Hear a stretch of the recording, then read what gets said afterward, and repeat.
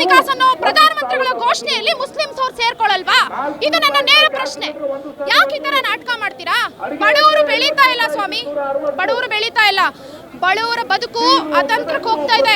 BJP ಸರ್ಕಾರ ಬಂದ್ಮೇಲೆ ಬಡವರ ಬದುಕು ಅತಂತ್ರ ಹೋಗ್ತಿದೆ ಅಂತ ಹೇಳ್ತಿದ್ದೀರಾ? ನೀವು ನೋಡಿ, ಹೌದು, ನೇರವಾಗಿ ಹೇಳ್ತೀನಿ ನಾನು.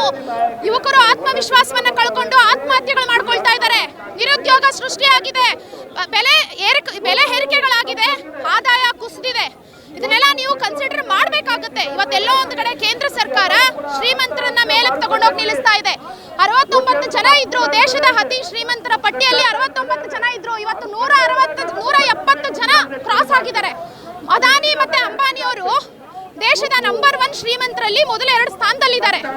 ಇವತ್ತು ಇದು ಏನೋ ದೆಹಲಿಯ ಸಂಸದಲ್ಲಿ ಕೇಜ್ರಿವಾಲ್ ಅವರು ನೇರವಾಗಿ ಆರೋಪ ಮಾಡಿದ್ರು. ಅದಾನಿಯ ಬೇನಾಮಿ ಮೋದಿ ಅಂತ ಹೇಳಿ ನೇರವಾಗಿ ಆರೋಪ ಮಾಡಿದ್ರು. ಅದನ್ನ ಅವ್ರಿಗೆ ಏನ್ ಮಾಡಿದ್ರು ಇವರು? ಧ್ವನಿ ಎತ್ತಿ ಯಾರೇ ಇವ್ರ ವಿರುದ್ಧ, ಬಿಜೆಪಿಗರ ವಿರುದ್ಧ ಮಾತಾಡಿದ್ರೆ ಅವ್ರ ಮೇಲೆ ಹಿಡಿ ದಾಳಿ ನಡೆಸ್ತಾರೆ, ಐಟಿ ದಾಳಿ ನಡೆಸ್ತಾರೆ, ಎದುರ್ಕೊಳ್ಳುವಂತ ಒಂದು ಪ್ರಸಂಗ ತಂದು ನಿಂತಾರೆ. ಅದಕ್ಕೆ ನೆನ್ನೆ ಕಾಂಗ್ರೆಸ್ ಅವರು ರಾಹುಲ್ ಗಾಂಧಿ ಅವರ ಹೆರಾಲ್ಡ್ ವಿಷಯದಲ್ಲಿ ನೆನ್ನೆ ಏನ್ ನಡೀತು ಅದನ್ನು ಪ್ರೊಟೆಸ್ಟ್ ಮಾಡಿದ್ದಾರೆ. ಇದೇ ರೀತಿ ಏನು ನಿರಂಕುಶ ಸರ್ವಾಧಿಕಾರಿ ಧೋರಣೆ ನಡೆಸ್ತಾ ಇದ್ದಾರೆ ಇವರು.